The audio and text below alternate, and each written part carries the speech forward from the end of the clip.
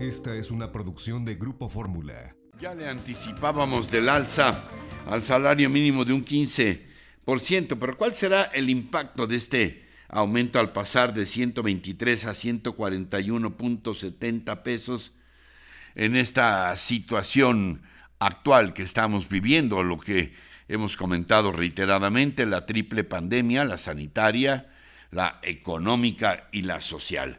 De viva voz, el abogado Diego García Saucedo, especialista muy reconocido en temas laborales e integrante de la Academia Mexicana del Derecho Procesal del Trabajo. Gracias, abogado, por estar de nuevo con nosotros. Muy buenos días, don Ricardo. Al contrario, gracias a usted por el espacio. ¿Qué representa? ¿Cuál el impacto de este aumento al salario mínimo, abogado? Pues mire, la verdad debiéramos decir que la nivelación del salario mínimo ya es necesario en nuestro país, viene siendo necesario desde hace mucho tiempo. Teníamos uno de los salarios mínimos más paupérrimos incluso de América Latina. Para que usted y el auditorio se den una idea, estábamos incluso abajo de países de Centroamérica. Sin embargo, el aumento desproporcionado también es un tanto irresponsable, ¿no? Lo que tanto el sector patronal como obrero reconocíamos es que debía haber un aumento, eso es indiscutible. Tiene que haber una nivelación constante, ya que estamos en esos niveles, pero un 15% de un día para otro puede ser, insisto, irresponsable por el factor que, como usted bien menciona, estamos viviendo una pandemia. Con cierto trabajo la mayoría de las empresas pudieron sobrevivir, sobre todo las micro y pequeñas empresas. Se calcula que más de 1 millón de empresas de este tipo cerraron durante estos meses de pandemia a nivel nacional.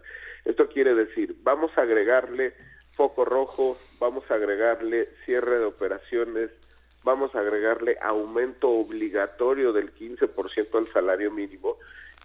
Probablemente eso no ayude a que sobrevivan, y es algo que preocupa, porque las micro y pequeñas empresas, estamos hablando de aquellas empresas que no tienen más de 3, 5 empleados, son las que brindan el 70% del empleo formal en este país.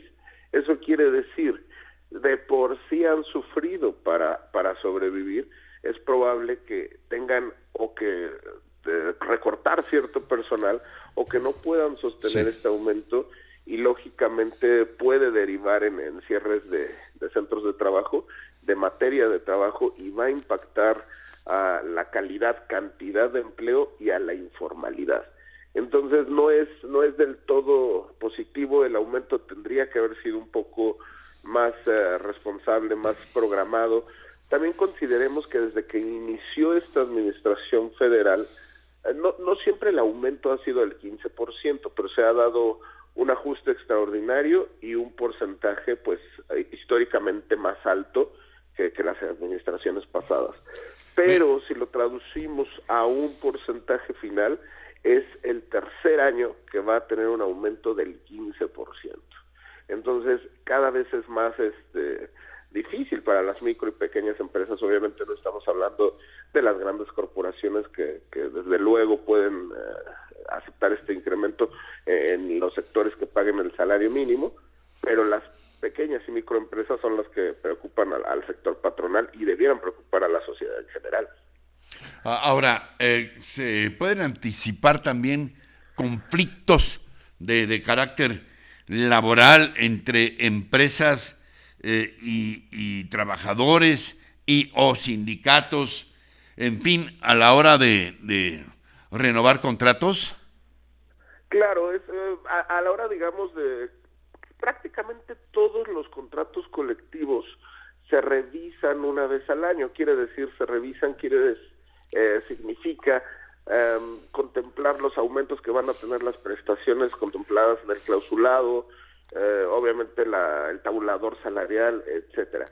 Por tradición, no es una obligación, pero por tradición, por costumbre que pudiera luego finalmente transformarse en legislación, el aumento viene muy ligado al aumento, o sea, el aumento de estas prestaciones de este tabulador salarial que pudiera contener el contrato colectivo, viene muy ligado al aumento que se le da al salario mínimo.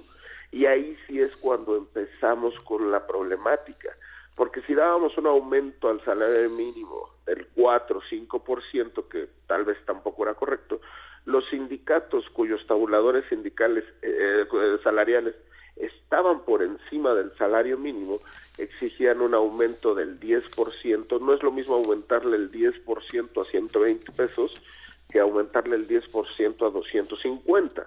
Entonces ahí es cuando incluso las grandes corporaciones empiezan a ver problemas con sus finanzas en cuanto a la nómina. Entonces, si pudiera derivar, no tendría por qué, porque el aumento es exclusivo para el salario mínimo, quiere decir, no hay obligación de aumentar aquellos salarios que estén por encima del nuevo mínimo. Pero bueno, claro que por tradición el sector sindical se convierte en un referente, ¿no? Claro, exactamente, se convierte en un referente. ¿Algo más que quieras puntualizar, abogado, sobre la actual situación laboral en nuestro país? Se habla, según las fuentes, bueno, pueden variar las cifras, pero se habla ya de millones de pérdidas de empleos, o sea, millones de nuevos desocupados en este país. Correcto, y esto pudiera no ayudar, es lo que hemos comentado cuando solicitamos, sobre todo partes del sector patronal, un voto responsable. Todos estamos de acuerdo en que tenemos que nivelar el salario mínimo, pero esta parte de un porcentaje alto, tan abrupto, pudiera derivar, y más en estas épocas, como usted bien lo dijo al principio, en cierre de fuentes de empleo, y eso no nos conviene a nadie, porque eso es lo que da empleo a la gente y pues negocio a los empresarios, ¿no? Diego García Saucedo, abogado especialista en temas laborales, gracias por estar con nosotros esta mañana, abogado, te lo aprecio mucho. Buen día. Gracias a usted, don Ricardo, muy buen día. Encuentra más contenido como este en radioformula.mx.